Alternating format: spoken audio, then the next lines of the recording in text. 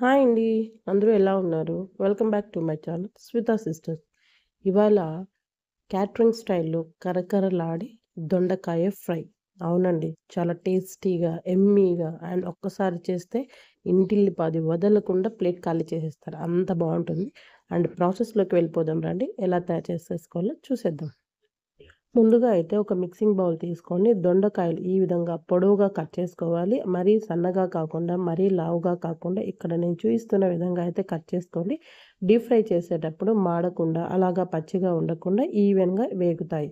ఇప్పుడు ఇందులోకి ఒక స్పూన్ ఉప్పు, ఒక స్పూన్ కారము, ఒక స్పూను ధనియాల పొడి, అలాగే కొద్దిగా పసుపు, హాఫ్ టీ స్పూను జీలకర్ర పొడి, అలాగే 3 స్పూన్స్ బియ్యం పిండి, 3 స్పూన్స్ శనగపిండి, ఒక స్పూను అల్లం వెల్లుల్లి పేస్ట్ కూడా వేసుకోండి. క్లిప్పింగ్ అయితే మిస్ అయ్యింది. సో, ఇవన్నీ వేశాక ఎటువంటి వాటర్ యాడ్ చేయకోకుండా ముందుగా అయితే అన్నీ మిక్స్ అయ్యేలాగా అయితే ఒట్టిగా డ్రైగానే మిక్స్ చేసుకోవాలి. అండ్ ఇవి ఒక్కసారి అంతా బాగా కలుపుకున్న తర్వాత మధ్యలో కొద్దిగా వాటర్ వేసుకుంటూ మిక్స్ చేసుకోవాలి. మరీ ఎక్కువగా వాటర్ వేయకండి. మరియు జారుడుగా అయితే పిండి సెపరేట్‌గా అయిపోయేసి దొండకాయలు సెపరేట్‌గా అవుతాయి. సో, కొద్దిగా వాటర్ యాడ్ చేసుకుంటూ దొండకాయలకు పిండి పట్టేలాగా అయితే మాత్రమే చేసుకోవాలి. సో, ఈ విధంగా ఈ కన్సిస్టెన్సీ వచ్చేలాగా చూసుకోండి.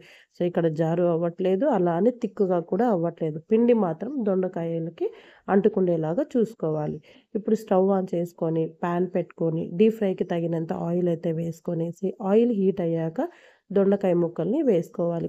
కుప్పలుగా వేయకుండా డివైడ్‌గా అంటే ఒక్కొక్క పీస్ వేసుకుంటూ ఉంటే సో, అన్నీ ఈవెన్‌గా వేగుతాయి. అండ్ తినేటప్పుడు కూడా మనకి మంచి ఫ్లేవర్ యాడ్ అవుతాయి. అండ్ క్రిస్పీగా కూడా వస్తాయి.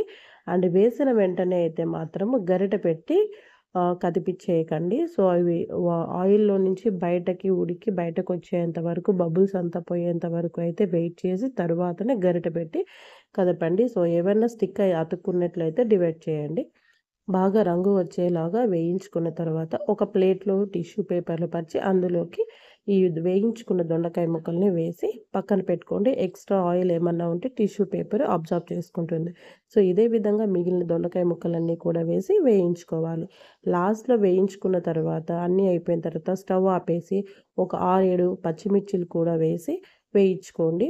అలాగే కొద్దిగా కరివేపాకు, ఒక గుప్పెడు కాజు ముక్కలు కూడా వేసి కరివేపాకు క్రిస్పీగా అయ్యేంత వరకు వేయించుకొని, దొండకాయ ముక్కలు ఫ్రై చేసుకున్నాం కదా! వాటిలోకి వేసుకొని మిక్స్ చేసుకొని సర్వ్ చేసుకోవడమే. అంతేనండి. టేస్టీ, యమ్మీగా ఉండే దొండకాయ ఫ్రై రెడీ అయిపోయింది. సో, మీరు కూడా ఒకసారి ట్రై చేయండి. అండ్ మీ ఇంటిల్లిపాదికి కూడా టేస్ట్ చూయించండి. ఎలా వచ్చిందనేది నాకు కామెంట్ చేయండి.